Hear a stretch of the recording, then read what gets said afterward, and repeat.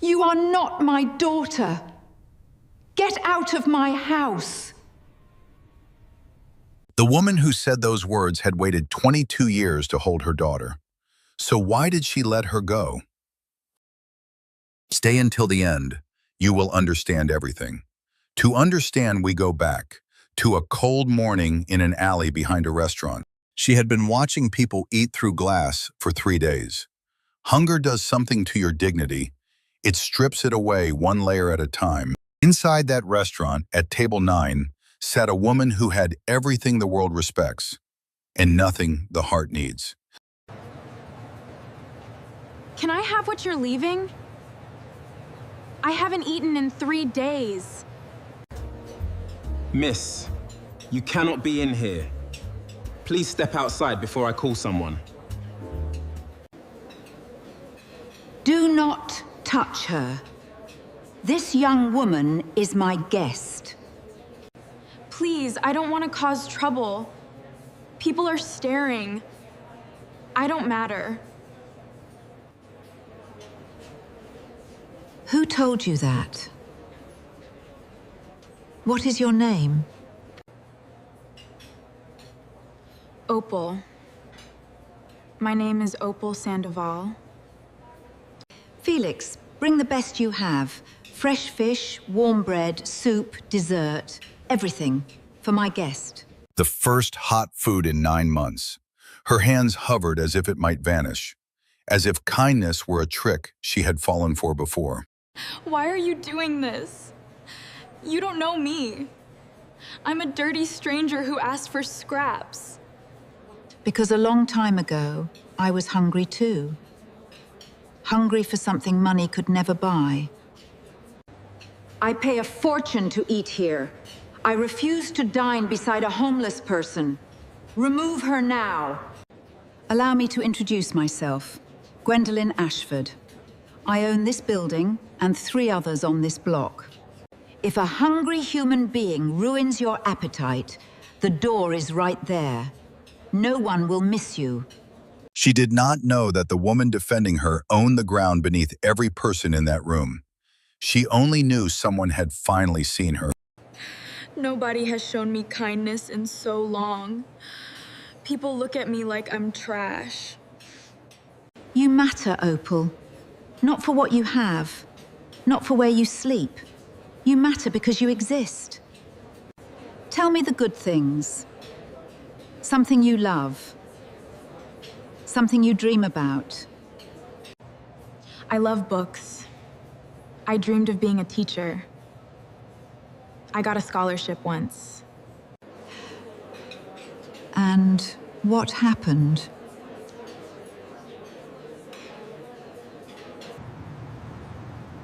Life happened. People happened. Evil happened. Come home with me tonight. A warm bed, a shower, clean clothes. Just one night. You don't know me. I could be dangerous. Why would you trust a stranger? There is something about you I cannot explain. I feel I was meant to find you. They walked side by side through autumn light, a stranger leading a stranger home. But something older than logic was already pulling them together. In the mirror, she saw someone she almost did not recognize. The face was hers, but the eyes belonged to a ghost she had been becoming.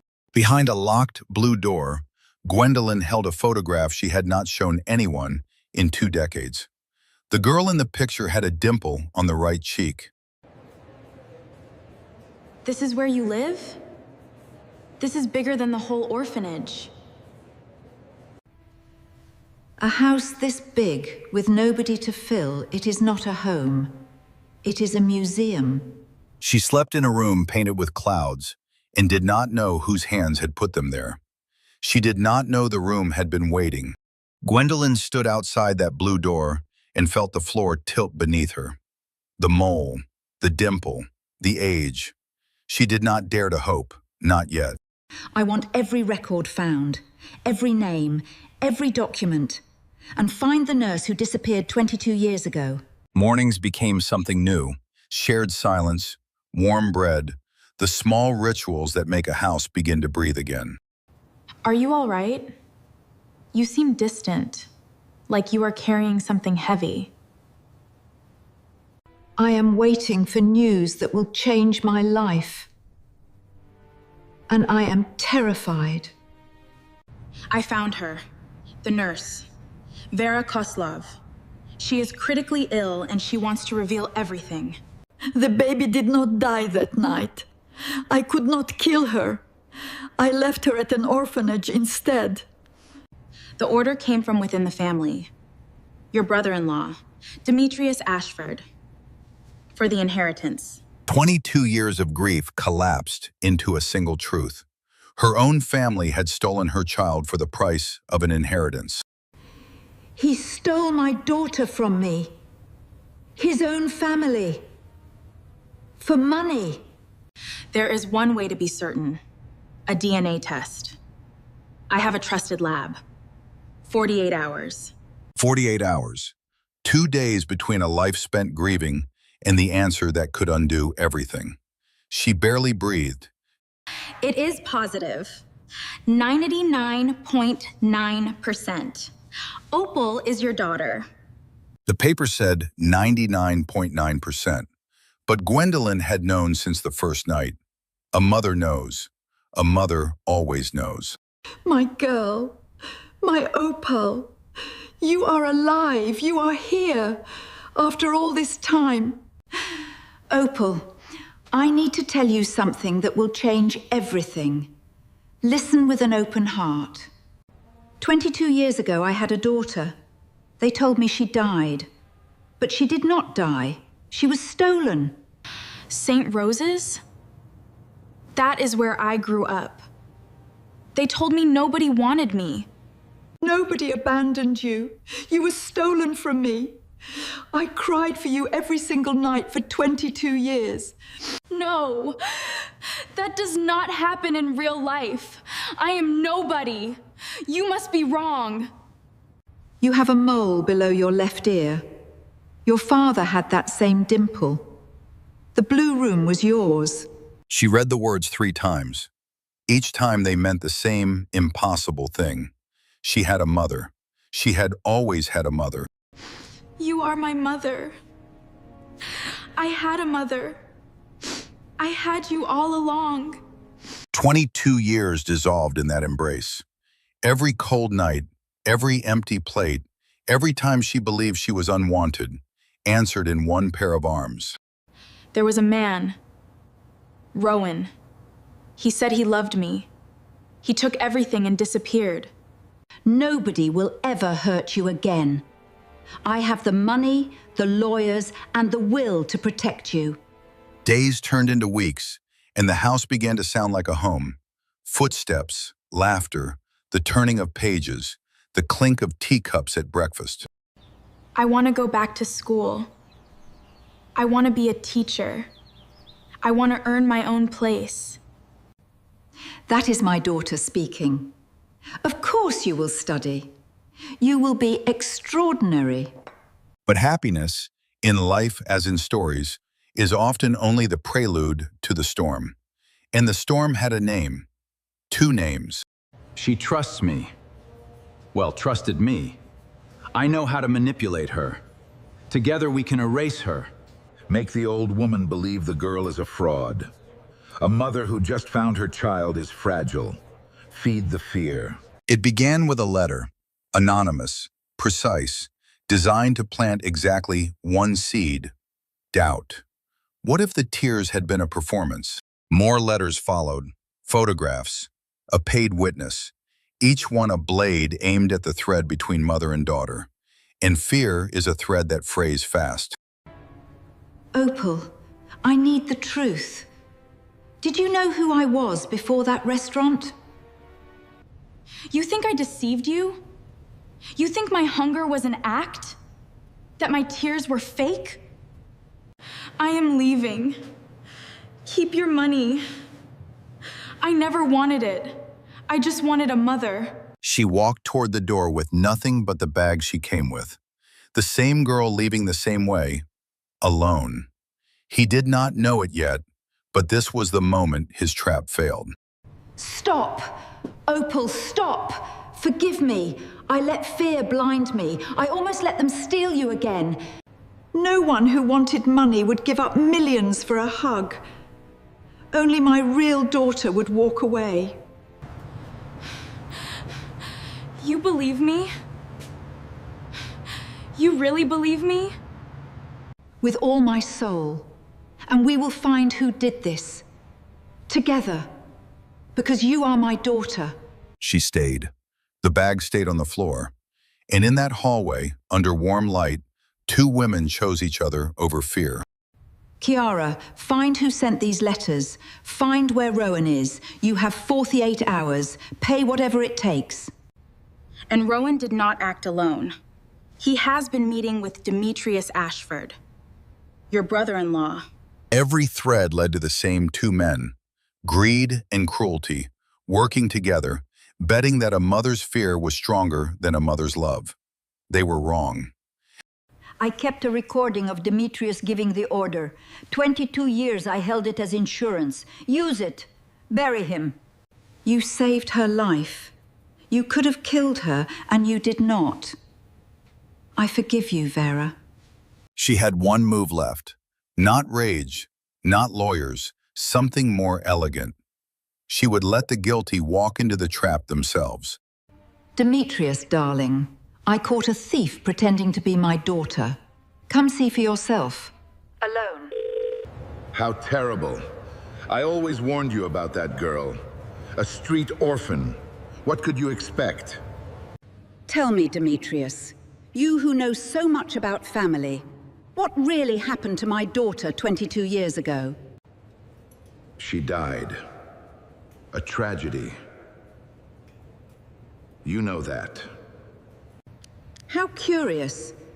Because I have a recording of you ordering a nurse to make my baby disappear. The color left his face in stages. First the smirk, then the confidence, then everything else. 22 years of sin standing in chandelier light with nowhere to hide. I would not run if I were you. But please, do try. Blue and red light pulsed against the marble walls. Two men walked out in restraints. The house exhaled. The story exhaled. Justice arrived quietly, as it often does. That girl will never be an Ashford. She is nothing. A nobody from the gutter. You are right. I grew up on the street. But I learned that money does not make a person. The heart does. So even if you kept everything, Uncle, you would still be poorer than I was sleeping in a doorway. They disappeared into the night behind flashing lights. The door closed, and inside, a mother and daughter stood in silence that felt like sunrise. It is over, my girl. Nobody will ever separate us again. Never again, Mom. Never again. This embrace was different from the first. The first was discovery. This one was survival. They had been tested, and they had chosen each other. She stood where she always belonged, in front of a classroom, a book in her hands, teaching children the very thing that saved her, that words change lives. The scholarship had been stolen. The dream had not. Some things survive everything. Cold, hunger, betrayal, because they live deeper than circumstance. The blue room was no longer a memorial. It was a bedroom again, lived in, slept in, filled with breath and morning light and the smell of fresh flowers. She painted clouds on my ceiling before I was born. I slept beneath them and never knew. They walked the same sidewalk, but everything was different. The season, the posture, the direction of the shadows. What fear had separated, love had repaired. This house was a museum for 22 years. You filled it with noise again. With life. And you filled mine with something I never had. A mother who searched for me every day. Felix still works at that restaurant. Sometimes he pauses by the window, and remembers the day a hungry girl changed everything by asking for bread. She teaches reading now. Every morning she writes a word on the board and watches young eyes light up, the same way hers did once in a broken library. The table that once held a single plate now holds two. The candles are lit. The chair is pulled out. Someone is coming home. Coming home. Two words she never thought would belong to her. Two words that now mean everything. They eat together every night, not because they have to, because 22 years were stolen, and neither one intends to waste another evening alone.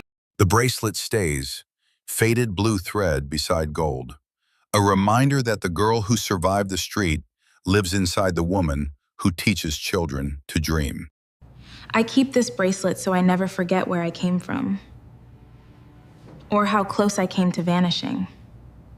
Painted clouds on a ceiling, a father who never got to watch his daughter sleep beneath them. But somehow, she found her way back. Your father painted those clouds with his own hands. He said they would watch over you forever. They did. I just did not know it yet. She returned to that window once, touched the glass, remembered the hunger, the shame, the invisible girl pressing a palm to cold glass. That girl deserved more. She got it. She walked forward now, always forward. The restaurant behind, the street behind, the cold behind. Ahead was only light. Maybe you know what it feels like to believe you do not matter, to stand outside the glass watching others live the life you deserved. If someone looked at you today the way Gwendolyn looked at Opal, with recognition, with refusal to let you disappear, what would that change for you?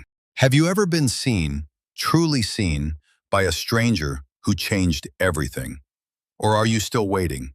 Tell me in the comments. First, your worth was never determined by your address, your bank account, or the people who failed you. You matter because you exist. Second, the people who tried to bury you will always underestimate the thing they cannot buy: the loyalty of someone who loves you for exactly who you are. Third, luck is a wheel. It turns. And kindness, real kindness, offered without expectation, is the hand that spins it back toward you. If this story touched something real inside you, press that subscribe button. Not for me, for the next story that might find you on the night you need it. Hit the bell so you never miss one.